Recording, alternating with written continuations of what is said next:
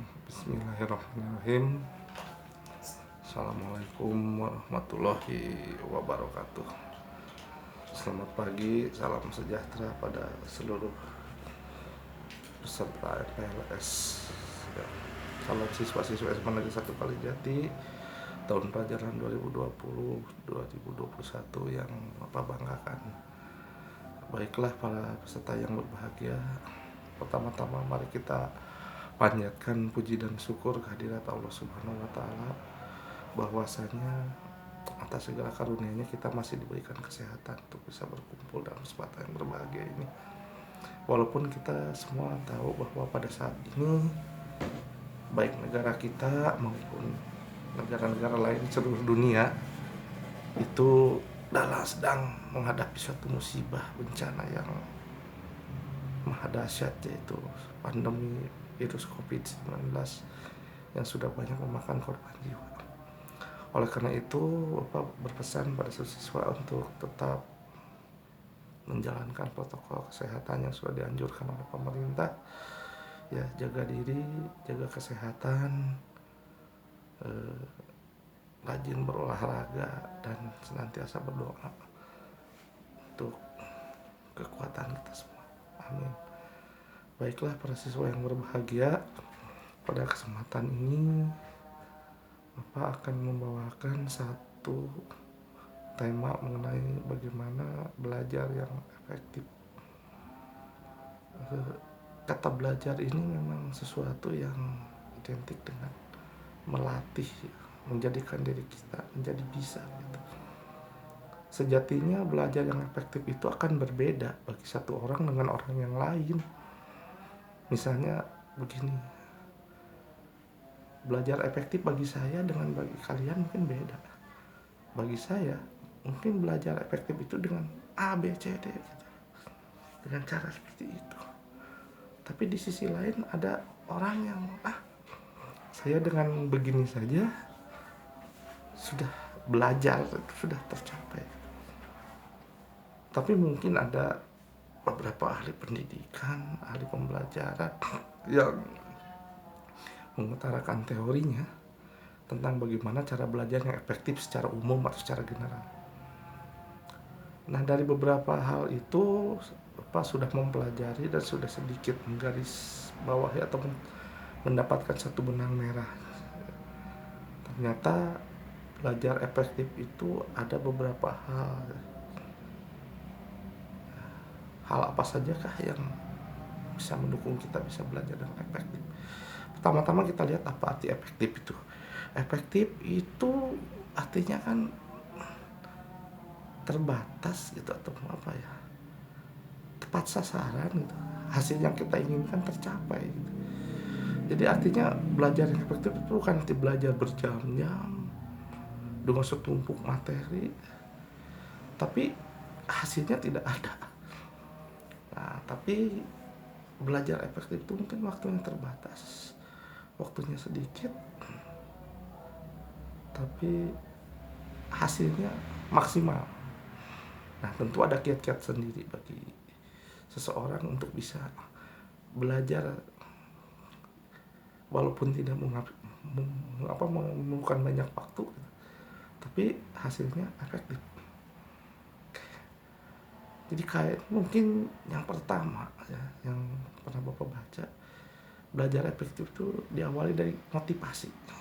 Nah, jadi motivasi dalam diri kita untuk belajar itu yang pertama. Misalnya gini, saya ingin jadi orang berhasil, saya ingin jadi orang pintar, saya ingin jadi orang sukses. Nah, tidak ada di dunia ini orang pintar, orang sukses yang bisa berhasil tanpa belajar. Nah, jadi ini satu motivasi dalam diri kita bahwa oh ya, saya ingin berhasil, saya harus belajar. Itu yang pertama. Mustahil tanpa adanya motivasi dalam diri kita akan bisa belajar, kita akan bisa menikmati itu. Enggak mungkin. Itu yang. Jadi bangun dulu terlebih dahulu, ciptakan dulu motivasi. Kita itu belajar untuk apa, ingin apa. Kalau kita tidak ada motivasi ya kesananya akan susah belajar itu. Oke. Yang kedua, kondisi mental kita. ketika kita akan belajar, mental kita itu harus benar-benar fokus pada keinginan kita untuk belajar. Jadi ambil contoh misalnya kita pagi-pagi pukul 7 nanti masuk kelas misalnya, ketika keadaan sudah normal, lalu misalnya Bapak Ibu guru datang mengucapkan Assalamualaikum atau selamat pagi misalnya, lalu kalian siap berdiri, beri salam, lah itu artinya kalian udah siap belajar, mental kalian udah siap. Jangan sampai misalnya begini, badan kita, fisik kita ada di dalam kelas, otak atau pikirannya melayang-layang ke kantin, ke teman, ke seseorang, yang gak akan nyambung gitu. Jadi kita gak akan berhasil belajarnya. Jadi kita fisiknya ada di kelas, otaknya di kantin, gak nyambung. Jadi apapun yang akan disampaikan materi pembelajaran oleh Bapak Ibu guru gak akan masuk karena pikirannya tidak di situ. Artinya keluar dari, masuk telinga kanan akan keluar telinga kiri. Karena ininya tidak di situ. Maka ditanya oleh guru, mulutnya oh iya Pak, ya. Apa yang diumumkan? Apa gak tahu. Nah, ininya gak di sini. Ininya di sana. Ngawang-ngawang. Nah, jadi kondisi mental kita harus siap. Jadi ketika kita akan belajar, satu, kita itu akan belajar. Tidak ada pikiran yang lain. Tuh. Yang ketiga, suasana tempat kita akan belajar harus yang nyaman, harus yang enak, harus yang menyenangkan. Bagaimana sih mencari suatu hal yang menyenangkan, yang membahagiakan? Ya, kalau kita cari-cari kemana-mana, kebahagiaan itu gak akan ada, kesenangan tidak akan ada. Karena apa? Kebahagiaan, kesenangan, kenyamanan hanya bisa kita ciptakan, bukan kita cari. Oke, ciptakan kebahagiaan. Kamu belajar di SMA Kalijati, bahagia jadi siswa SMA Kalijati. Kalau kamu jadi siswa SMA Kalijati tidak bahagia karena tidak ingin di sini, ya gimana mau belajar? Ya gak bisa itu belajar. Ya. Jadi kamu ciptakan dulu. Ini kelasku, ini kelas saya, istana saya. Istana apa? Istana tempat belajar saya. Ya. Bersihkan, jaga baik-baik. Jadi kamu belajar tuh nyaman. Dimanapun, nanti di rumah, di kamar kamu. Jadikan kamar kamu itu menyenangkan. Tempel tulisan-tulisan motivasi belajar. Bersihkan, nyamankan. Kamu punya ruang belajar kotor, banyak nyamuk, kecoa, tikus, cicak, pakaian kotor bertumpuk-tumpuk, baunya 7 rupa. Gimana bisa nyaman? Ciptakan. Ya, dimanapun kamu belajar. Pak, saya belajar di SMA Negeri 1 Kalijati, ciptakan di sini, Pak. Cintai, sayangi. Yang belajar di SMA Negeri 1 Subang sama. SMA 2 sama, dimanapun sama. Selama itu kita ciptakan, jangan kita cari, gak akan ketemu. Oke. Keempat, sarana. Tuh.